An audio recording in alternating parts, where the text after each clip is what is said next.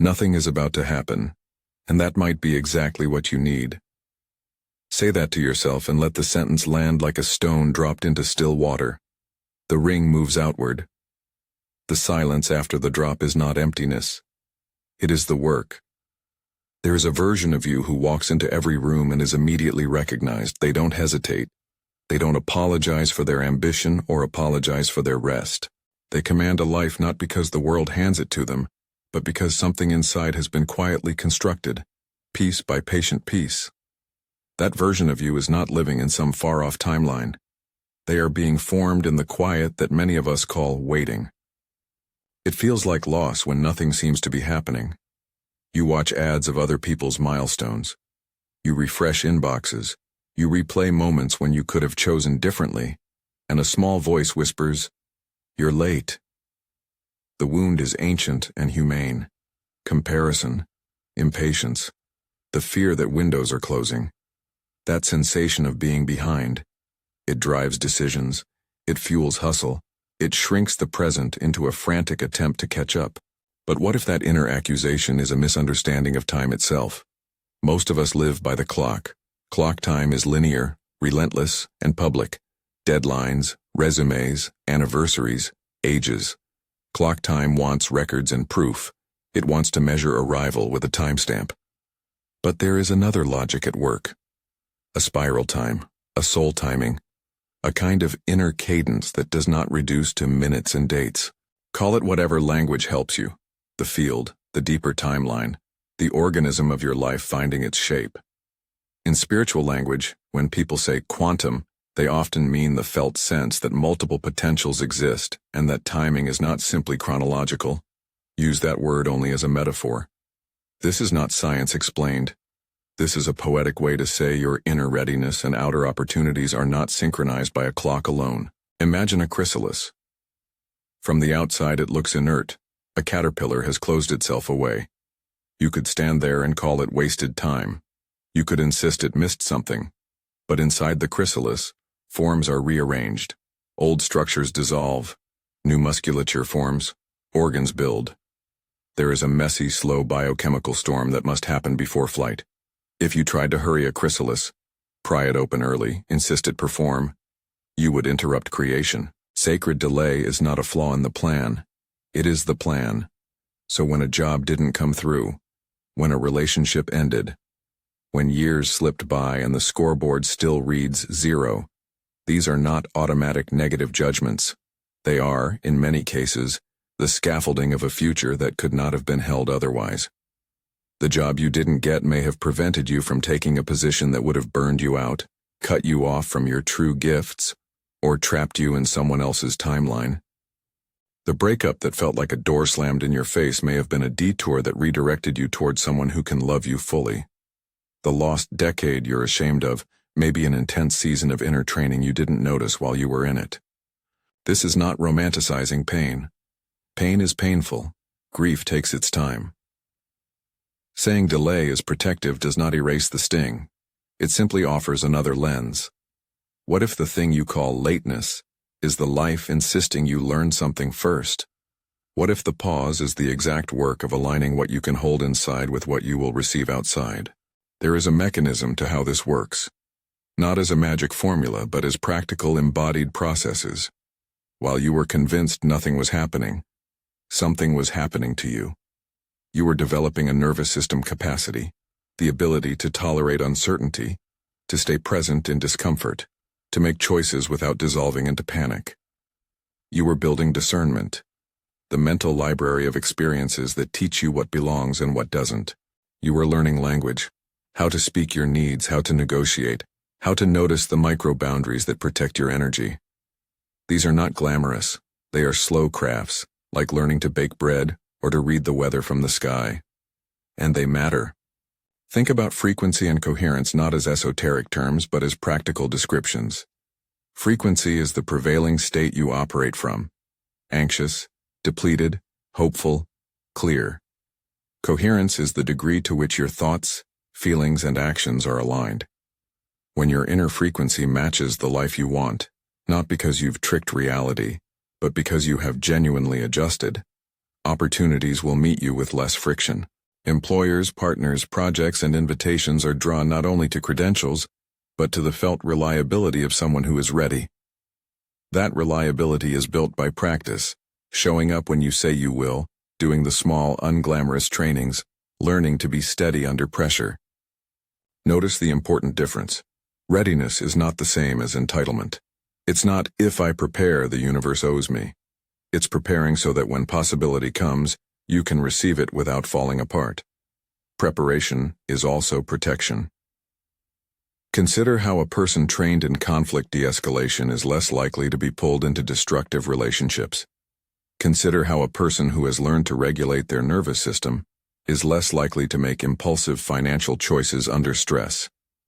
These are concrete benefits of that inner architecture that is often forged in quiet. Now, what do you do with this reframe in your day-to-day life? How do you convert a new perspective into actual change? Here are 3 practices you can begin with. Small, repeatable, and kind to your nervous system. First, the declaration. Say this out loud. I arrived exactly when I needed to. Speak it clearly. Not as a lie, but as a lens. Repeat it until it softens the grip of the I'm late story. Use it in the morning, before an interview, after a rejection, at night when your head fills with comparisons. It is a simple phrase that reorients the nervous system from contraction to acceptance. It is not about forcing optimism. It is about creating a language that heals the default narrative. Second, the lens shift question. When you feel that old, familiar pressure, after a no, when a plan dissolves, when a friend moves on, ask yourself, what might this be protecting me from? Don't rush to answer. Make it a practice of curiosity. Sometimes you'll discover something obvious. Other times the answer will arrive slowly over weeks. The intention here is to tilt away from immediate shame toward constructive inquiry. This question helps you build an inner library of meaning where every setback becomes a source of information, rather than a verdict. Third, the daily anchor. Choose a tiny physical ritual that grounds you. 3 mindful breaths with your hand over your heart. 5 slow steps outside, a single stretch, a cup of tea observed with attention. Pair this movement with your declaration, the phrase, I arrived exactly when I needed to, or a shorter version, I am being made. Do it morning and night, and whenever you feel time rushing past you. Anchors are small behavioral cues that train the body to return to presence. Over time, your physiology will remember steadiness before your mind does. There is another subtle, high-leverage practice. Act from the future self-rehearsal. Spend 5 minutes each day imagining the version of you who has already integrated the lessons you are learning. What are their habits? How do they speak about themselves? What choices feel natural to them? Write down one thing that future self does differently, and then do that thing today. It may be as small as declining a meeting that pulls you away from your core work, or as brave as calling a conversation you've avoided. The rehearsal is an incremental habit that collapses the distance between who you are now and who you are becoming. If this is landing for you and you want a steady stream of practices and reframes to change your internal frequency, subscribe to stay aligned with this frequency. This channel is a reminder more than a coach, a field to return to when your narrative wants to flatten into fear. Consider subscribing as choosing to keep returning to a rehearsal room for your life. Back to the essential paradox. Nothing is about to happen, and that's the point. The stillness is the work. The delay is the preparation. The liminal season is not a failure of intention. It is the structure forming around your capacity to receive. There is an important distinction between becoming and waiting. Waiting is passive. Becoming is active. You are not meant to be inert inside the pause. You are meant to become. What does becoming look like in practice? It looks like refining your boundaries. It looks like learning the vocabulary of your needs.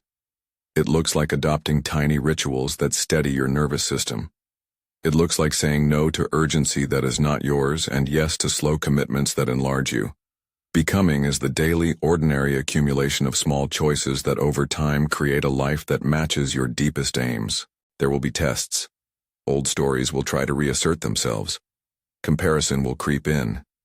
You will find yourself measuring against timelines that were never meant for you. When that happens, return to your practices.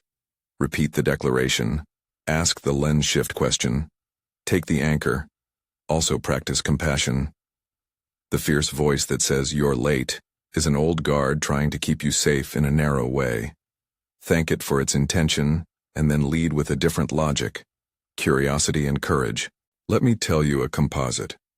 Not a literal life, but a pattern you may recognize. Someone loses a job they had planned to keep forever. For months they are anxious, scrolling opportunities with a stomach full of dread. They start to ask the, "What might this be protecting me from?" question and begin a small practice of 3 breaths before responding to offers. Over time they cultivate steadiness. They meet a role that asks for the exact kind of maturity they have been building. The kind that could not have been cultivated in their old comfort zone. The job arrives not because the world owed them something, but because their inner capacity now matched the opportunity. That sequence is a common outcome of preparation, not a guaranteed rule. We should also be honest about responsibility. Saying delay is sacred does not mean you surrender all agency. There are practical steps to take. Budget, networking, therapy, upskilling. These are the concrete work. The frame I'm offering is not an alternative to practical action. It's the atmosphere in which practical action becomes more effective. When your inner state is clear, your actions have better targeting. When your nervous system is regulated, your decisions are less reactive and more generative. Another line of practice worth naming is discernment training. Discernment is the ability to tell the difference between opportunities that are shiny distractions and opportunities that are aligned. You cultivate discernment by paying attention to outcomes and by taking small risks that are reversible. Try things that stretch you, but don't break you. Keep a notebook of decisions and outcomes. Over months you'll see patterns. Those patterns become your inner map. There is also a relational piece. You don't need to do this alone. The field of people who hold the frequency you want matters. When you are in environments that expect patience and growth, your development accelerates. Community is not a shortcut. It's a container that reflects your commitments back to you. Choose company that models steadiness rather than panic. That may mean quieting relationships that insist on immediate victories and seeking a different breed of witness. People who can hold your process without imposing a timetable.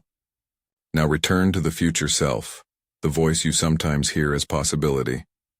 Personify them for a moment. They are not an external rescuer dropping down from a better timeline. They are a witness, someone who has watched you through these seasons and knows the contour of your work. They show up to remind you of 2 truths.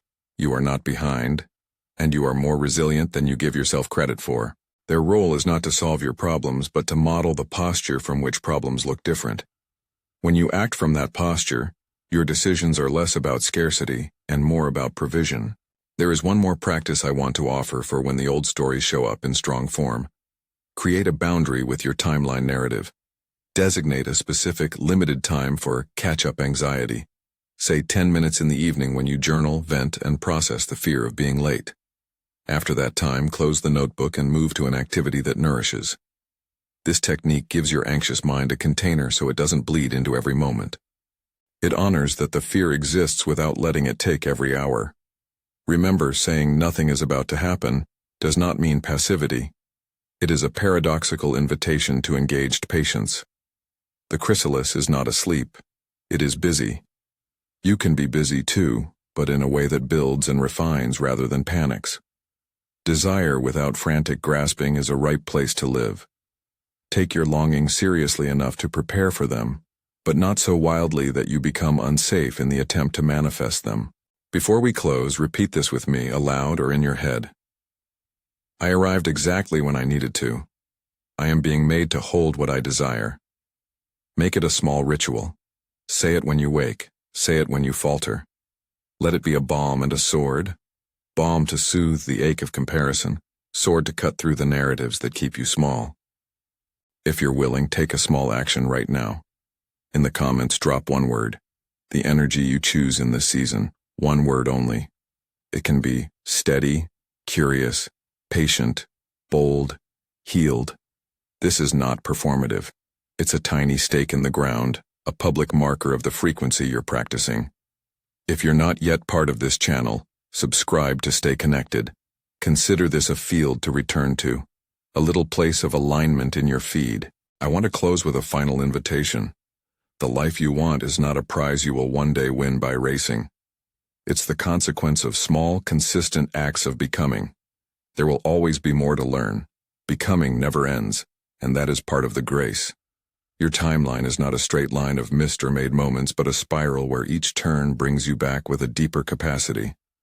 Let the stillness be your formative season. Let delay be the scaffolding for emergence. Make this declaration now in your voice. I arrived exactly when I needed to. Own it. Repeat it. Live into it. You are not late. You are being built.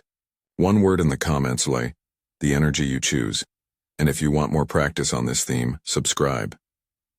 In the next video, I'll explore how synchronicity shows up in everyday life, and a practical framework influenced by teachers like Neville, not as doctrine but as a set of practices you can try and test.